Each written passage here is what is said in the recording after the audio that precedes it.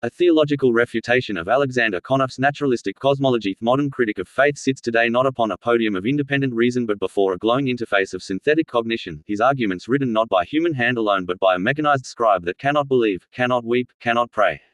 The phenomenon that Alexander Conof represents, an atheist leaning upon artificial intelligence to speak disbelief, reveals more about our age than about theology itself. It demonstrates that the self-proclaimed apostles of reason have begun outsourcing reason to algorithmic engines, proving by the very form of their method that intellect without spirit collapses into simulation. As Scripture says, it is the Spirit in man, the breath of the Almighty, that gives him understanding. Silicon, though ordered with exquisite precision, has never received that breath, and thus it cannot offer comprehension of the divine. The Abrahamic corpus begins with a radically different premise. The intellectual life arises from divine initiative. Revelation is not the enemy of knowledge but its principle. In the beginning God created the heavens and the earth, and in doing so he also created a rational cosmos that invites study. The Quran commands, travel through the earth and observe how he began creation, while the Epistle to the Romans affirms that what may be known about God is manifest in creation, for his invisible attributes are clearly perceived. The harmony between revelation and rational inquiry forms the architecture of classical theism. To declare, as Conof does, that empirical observation has displaced creed is to forget that observation itself presupposes order, mathematics, and mind, all of which only the doctrine of creation can justify. Conof's argument concerning human origins and parasites therefore fails at the level of epistemology before it fails at biology. His claim that the Abrahamic chronology collapses under the weight of fossils and genes assumes that knowledge can be separated from ontology, that method can exist apart from meaning. Scientific rationalism, in this sense, is not a conclusion but an axiom smuggled into every premise. It asserts without proof that material causation is self-sufficient and that divine agency would constitute a violation rather than the ground of law. Yet in both Jewish and Islamic metaphysics, as much as in Christian theology, God's will is not a mechanical interruption but the continuum of sustaining power. The medieval Muslim scientist wrote that every law of nature is the repetition of God's command be. At each instant, while the Christian philosopher declared that cretio continua is the deep structure of existence, Conof insists that human evolution is overdetermined by fossil, genetic, and behavioral evidence. But the fossil record, when examined without prior evolutionary commitment, speaks of rapid burial, abrupt appearance, and stasis, phenomena far closer to special creation and catastrophic judgment than to gradual transformation. The notion that thousands of ape to human intermediates form an unbroken chain is contradicted by the scarcity and stratigraphic confusion of those fossils. Even secular paleoanthropologists disagree profoundly about which specimens belong to which lineage. Creation research interprets those same data as diversification within original created human kinds and primate kinds, separated by strong morphological boundaries. The Abrahamic record's assertion that God made man from the dust of the ground and breathed into his nostrils the breath of life remains not myth but adequate metaphysics. Humanity is qualitatively distinct because it is ensouled and moral. No fossil stratum can measure that difference. Regarding genetic similarity, it is rhetorically impressive yet philosophically hollow to note that humans share high percentages of DNA with chimpanzees or other animals. The figure itself depends on selective alignment, while functional genomic research shows vast informational discontinuity in coding, regulation, and expression. The pattern of correspondence is as easily explained by common design as by common ancestry. Architects reuse structural principles without implying that one building evolved into another. Likewise, a rational creator may employ optimal biochemical motifs across species. The claim that shared errors, such as pseudogenes reveal descent, assumes these sequences are non-functional, a claim repeatedly overturned by discoveries of regulatory or developmental purpose. The psalmist's declaration, "I am fearfully and wonderfully made," reflects not naivete but recognition of informational sophistication beyond ancient vocabulary. Conof's preferred exhibit, The Genetics of Human Lice, merits closer scrutiny not because of its thematic strangeness but because it exposes the methodological weakness of evolutionary chronometry. Divergence dating by molecular clocks presumes rate constancy, yet mutation rates vary by orders of magnitude depending on environment, generation time, and selective pressure. Calibrations are typically anchored to fossil benchmarks that themselves presuppose deep time. When rate flexibility and catastrophic bottlenecks are considered, the separation between head, body, and pubic lice can contract dramatically to fit within a post-flood or post-Babel diversification model. The dependence of body lice on clothing does not refute Scripture's chronology, it corroborates cultural adaptation after dispersion, when garments replaced the antediluvian climate of Edenic warmth. As one modern creation biologist observed, the rapid emergence of specialized ecotypes after the flood illustrates built-in adaptive potential, not random mutation over meaningless eons. The geological challenge in Conof's essay likewise rests upon selective interpretation. Ordered rock layers, marine fossils on mountains, cross-continental sandstone sheets, and polystrate trees are better understood as the residue of a single hydrodynamic catastrophe rather than incremental deposition.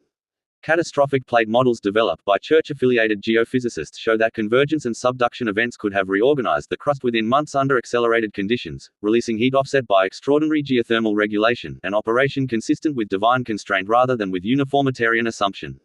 Conniff's dismissal of the global flood because of orderly stratigraphy presumes that a megaflood would produce chaos rather than systematic sorting, an inference contradicted by empirical hydrology in modern debris flows. His appeal to the rate project's alleged absurdity overlooks the careful distinction those researchers made between accelerated nuclear decay as a historical event and constancy after stabilization. The claim that rapid decay would vaporize the planet ignores the possibility of concurrent mechanisms for cooling, analogous to the fine-tuned balance of cosmic constants that rationalists themselves admit but cannot explain. If the Creator adjusts the ratio of gravitational to electromagnetic intensity to permit galaxies, he can manage thermodynamics during judgment. The issue, then, is not physical impossibility but metaphysical bias. Conniff extends his argument beyond natural history into moral history, asserting that religion borrowed from older myths and that civilization predates revelation. But the presence of flood or creation motifs in ancient Mesopotamia corroborates the reality of a common ancestral memory. Distortion of truth is a mark of dispersion, not invention.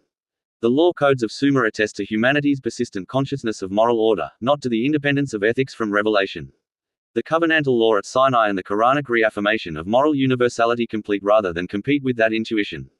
The chronology of empires before Abraham, the agriculture before Moses, the tablets before the Torah do not destabilize revelation, they contextualize it. Revealed religion never claimed that rudimentary culture began with one patriarch, only that divine election and moral revelation attained universal clarity through them. The political corollary of Conniff's worldview, the Pacifica concept he has promoted, illustrates philosophy translated into social design, a secular utopia founded upon collective human reason, detached from transcendent authority. Yet such projects, from Babel to modern revolutionism, inevitably replace worship with system, freedom with technocracy, conscience with bureaucracy. To build a commonwealth without heaven is to confine humanity to immanent law, where rights become crowd consensus rather than endowment. Unless the Lord builds the house, they labor in vain who build it. Pacifica, as envisioned, would institutionalize unbelief and call it peace, forgetting that secular civilization is an edifice built over moral quicksand. While Conniff ties religious literalism to ignorance, his own enterprise demonstrates a technological literalism. He interprets human reason as data calculation. The adoption of AI to compose arguments against faith epitomizes transhumanist hubris, the aspiration to supersede mortality by merging mind with machine. Yet computation, however swift, is categorically distinct from consciousness. No algorithm is aware of its reasoning, it manipulates symbols according to external command. Reason, in contrast, is a self-reflexive participation in meaning, a faculty open to truth itself. When rationalists outsource this faculty to devices, they enact the theology they deny. They make idols, work of their own hands, that have mouths but do not speak, eyes but do not see. Machines process, they do not perceive.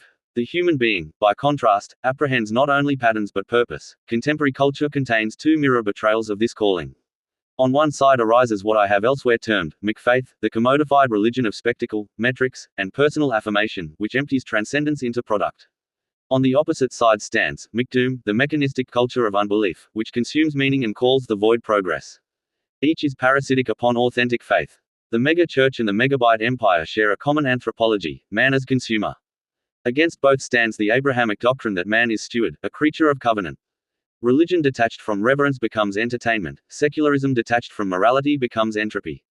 Both prepare the world for spiritual starvation. The critique of Conniff's scientific rationalism therefore requires, finally, a clarification of the so-called God of the gaps accusation. To assert God as ground of explanation is not to invoke deity at the margin of ignorance but at the root of intelligibility. The theistic framework holds that all regularities in nature are expressions of coherent divine will. When further understanding of physical processes emerges, the believer rejoices rather than retreats, for each new law is another articulation of divine rationality. The psalmist's exclamation, "How manifold are thy works, in wisdom thou hast made them all," anticipates modern discovery. The alternative, to insist that only material causes exist, transforms science from method into metaphysics. That circular dogma cannot justify its own first premise: why should the universe be orderly, calculable, and accessible to reason at all? Theistic metaphysics alone provides the answer, because both cosmos and cognition arise from the same divine logos. The dialogue between revelation and empirical inquiry is thus not competition but hierarchy. Science operates legitimately within the created order, analyzing proximate causes. Theology interprets ultimate cause and purpose. Conniff collapses this distinction, treating absence of empirical detection as absence of reality. Yet moral law, mathematical abstraction, and personal consciousness all elude laboratory instrumentation, though they structure human life. As Al-Ghazali observed, the incapacity to comprehend does not imply the non-existence of that which is beyond comprehension. To acknowledge limits is not surrender to ignorance but ascent toward wisdom. Faith, therefore, is not anti-rational, it is the precondition of rationality. Every act of inference relies upon trust in the stability of logic and the honesty of perception, axioms that reason cannot prove without circularity. By faith we understand that the universe was formed at God's command, writes Hebrews, and this statement expresses epistemic order. Trust precedes comprehension. The rationalist who refuses faith pretends to float above the world on a platform of evidence, yet that platform itself hangs in midair, supported by metaphysical trust in the uniformity of nature and the meaningfulness of truth, trust that can only come from the God he denies. If faith is the precondition of rationality, then the inescapable duty of theology is to expose the internal contradiction of scientific rationalism when it tries to stand alone. Rationalism claims that reason explains everything, yet it must assume, without proof, the very coherence and objectivity that reason requires. It therefore functions as an act of faith in impersonal law rather than in a personal lawgiver. By proclaiming autonomy from revelation, it secretly inherits revelation's axioms and uses them without acknowledgement. This self-referential borrowing is what makes secular thought parasitic upon theism. When Conniff asserts that the lice don't lie, he mistakes empirical consistency for ontological sufficiency. Parasites cannot speak metaphysical truth, however well their DNA sequences align. They merely display a pattern that the human intellect interprets. The interpretive authority belongs to mind, and mind itself points beyond matter. The error deepens when naturalism tries to account for moral awareness and spiritual longing. Conniff's narrative of gradual hominin development cannot explain how biological adaptation yields conscience. Evolutionary psychologists describe morality as social instinct, but the moral law as known through Abrahamic faith is not instinctive impulse, it is categorical obligation. When conscience cries, "You ought," it speaks with authority beyond community consensus. As one theologian observed, if there exists in me a voice that judges me even when the world applauds me, that voice must originate from higher than humanity. Natural history can describe cooperation, it cannot justify virtue. The same holds for meaning. Scientific rationalism confines explanation to mechanistic causation, it cannot address why understanding itself arose or why truth should be preferred to error. From the standpoint of strict materialism, the mind is a biochemical accident, its thoughts are electrochemical events with no intrinsic relation to meaning. Yet every scientist acts as though meaning existed. Equations are expected to describe real relations, not hallucinations. This expectation is theological in origin. In the beginning was the Word, teaches the Gospel, identifying reason itself with divine personality. Hebrew wisdom literature calls the same principle, chokmah, through whom the world was ordered. Quranic revelation points to the same unity when it declares, He created all things and proportioned them, and He determined their measure. The consistency of nature reflects divine rationality. Science discovers it because the human soul resonates with that rationality. Conniff's discussion of mythic parallels and historical verification fails to grasp this epistemic harmony. He dismisses the flood because he cannot locate Noah's Ark. He discards revelation because archaeology finds antecedent myths. Yet physical remnants are not the measure of metaphysical truth, nor does similarity between stories imply falsehood.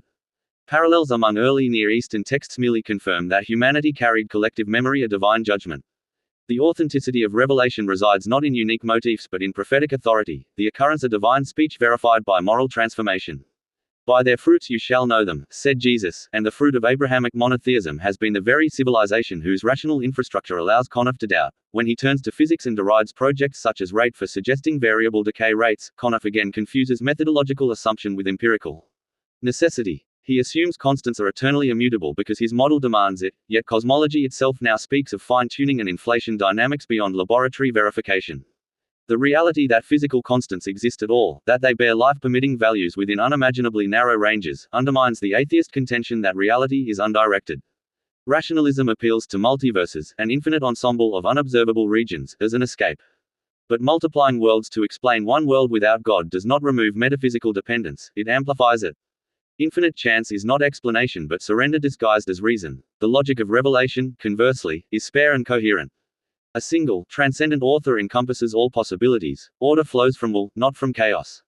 The Abrahamic God is simultaneously absolute and rational, personal yet unlimited, gracious yet just.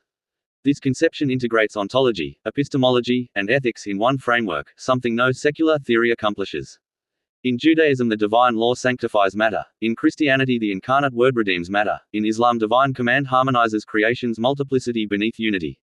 These are not competing myths but convergent articulations of a reality before which numerical cosmology and evolutionary chronologies are shallow sketches. At this point, one might object that invoking divine intentionality imports unfalsifiable propositions. Yet falsifiability is a methodological tool, not an ontological criterion. Ultimate cause cannot be placed in a test tube precisely because it transcends the order being tested. If a physicist explains gravity through the curvature of space-time, he does not falsify the creator, he describes a law whose persistence requires continued will. The theologian does not seek empirical proof but intelligible coherence, the alignment of explanation with the totality of experience, rational, moral, existential. On that level, creation doctrine remains the most comprehensive hypothesis available. When rationalism expels the creator, it must find substitutes for transcendence. Some replace it with technological salvation, the dream of transhumanism. Here the atheist's alliance with artificial intelligence becomes symbolic. To hand one's reasoning to machines is to confess mechanically the hope of overcoming limitation by computation. Yet a processor, however vast, is bounded by syntax. It manipulates signifiers that it does not understand. Consciousness soldiers in another domain: intentionality, self-reference, choice, love. These are the signatures of spirit. The prophetic critique of idols, "They have ears but they hear not, neither do they speak," applies with quiet precision to digital simulacra. The machine may mirror grammar, but grammar is not soul. A theology of creation interprets such technological ambitions as late expressions of the same desire that tempted humanity in Eden, to become as gods by self-definition.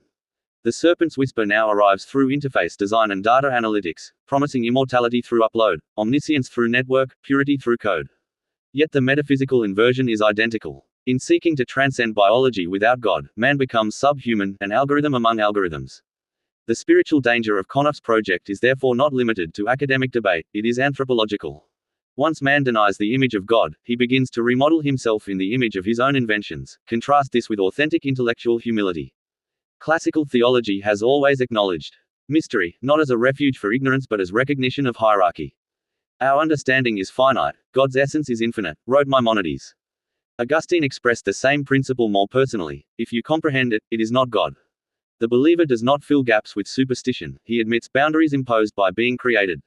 What natural reason cannot penetrate, revelation discloses partially, enough for obedience and wonder. Science examines the texture of phenomena, theology explicates their teleology. When harmonized, they form unified praise rather than conflict. One modern physicist of faith captured it: where science maps the grammar of the cosmos, theology articulates its poetry, both presuppose an author. This brings the argument to its disciplinary culmination. Theology must evaluate cosmology, biology, and anthropology not by rejecting data but by interpreting them within a coherent metaphysical system. Conniff-specific evidential pillars, fossils, genes, lice, rocks, myths, collapse when removed from the presupposition of naturalistic uniformitarianism. Once allowance is made for catastrophic processes, design principles, and moral teleology, the Abrahamic creation record emerges not as obsolete folklore but as the earliest consistent philosophy of nature. It affirms contingency, lawfulness, intelligibility, and moral purpose, the four conditions that modern science itself depends upon. In severing his inquiry from revelation, Conniff saws off the branch on which scientific reason sits. The intellectual consequence of this severance is nihilism disguised as sophistication. Scientific rationalism can describe how but never why. When it expands from method to worldview, it reduces beauty to utility and virtue to adaptation. Its anthropology is closed, man as transient biochemical pattern. The doctrine of creation restores openness, man as reasoning soul within ordered cosmos, capable of covenant. Only such an anthropology can sustain ethics and meaning.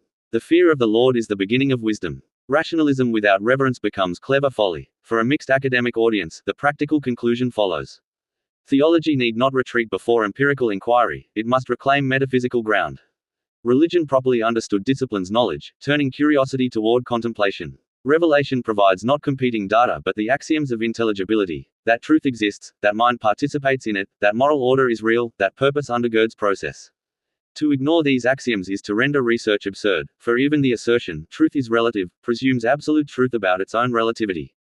The scientific critic of faith therefore cannot refute revelation without presupposing its structure. It is within this perspective that all apparent conflicts, including those Conniff raises, find reconciliation.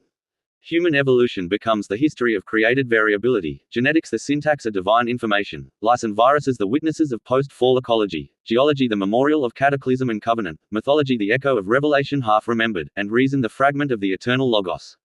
To interpret them thus is not to reject science but to enlarge it to its rightful metaphysical horizon. The professor of theology, evaluating such matters within a research institute of the Church, must therefore pronounce a precise verdict. Conniff's scientific rationalism is internally self-refuting, empirically selective, and metaphysically incomplete. His biological and geological arguments rely Upon the very order they deny, his appeal to artificial intelligence undermines the dignity of the rational subject, his political vision in Pacifica extrapolates unbelief into civic disorder. Against these stands the integrated testimony of revelation and reason secured in the Abrahamic tradition.